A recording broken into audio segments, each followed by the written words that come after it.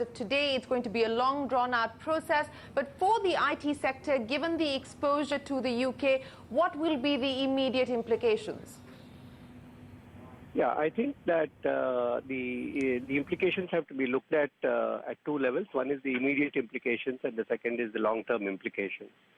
The immediate implications, unfortunately, are not very good news. The fluctuation in the value of the pound, basically the slide in the pound, which has already begun. We've seen it already hit the lowest levels since 1985. That's bad news because a lot of the existing contracts may become unviable unless they are renegotiated.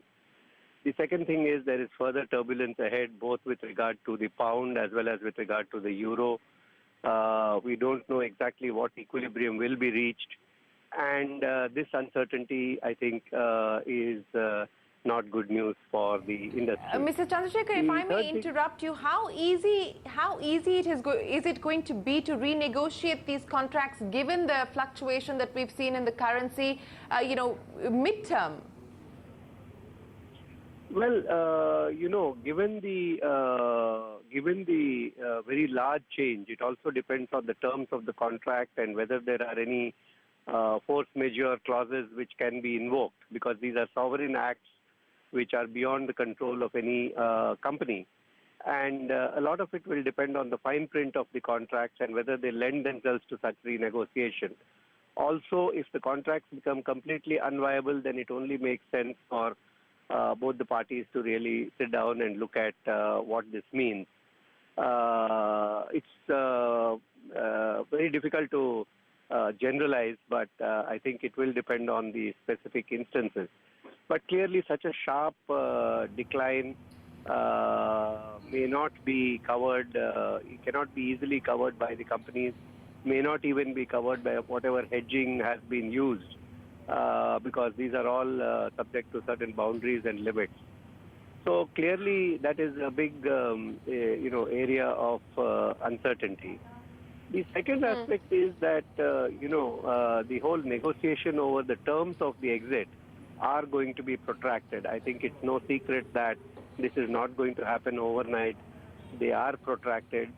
Prior to the vote, I think there were lots of rumors floating around that the European Union is going to give a hard time to UK, and there were statements made by very responsible people in the EU to that effect.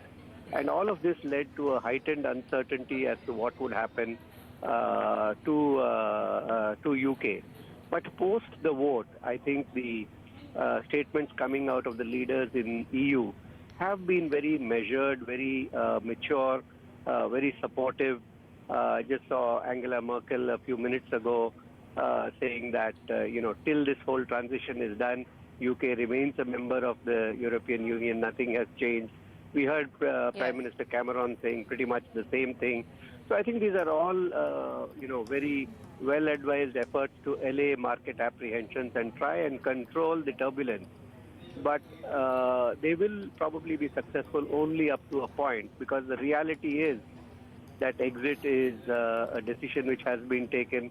What is uncertain now is not whether exit will happen or not, but what the terms of the exit will be.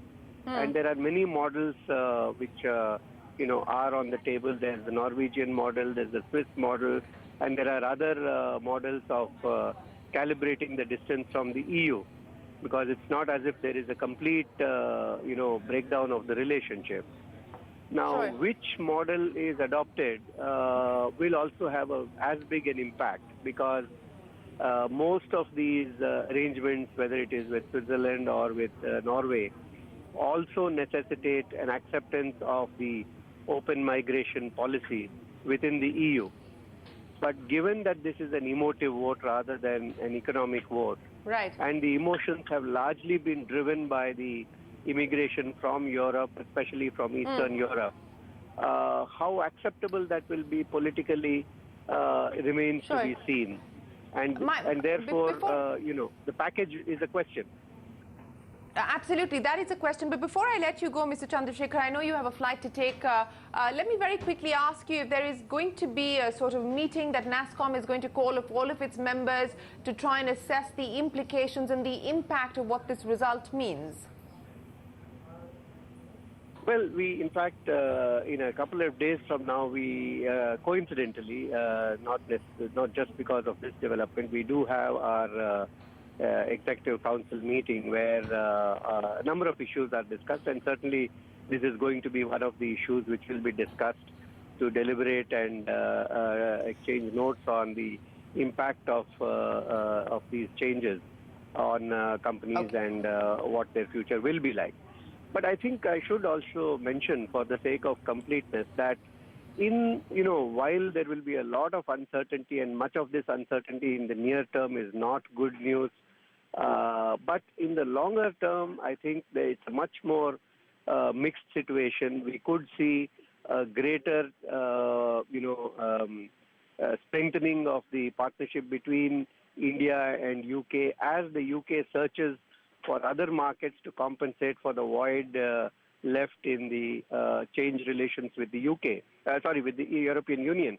So in that context, India is clearly quite high on their radar, and IT being an important part of the whole economic relations, I think that does hold some promise. Secondly, the movement of the free movement of labor and people and skilled people from Europe into UK, if that remains closed, in other words, if the current free arrangement comes to an end post-Brexit and post all the terms being negotiated, then obviously that lessens the pressure on the British government to put the lid on skilled workers from India.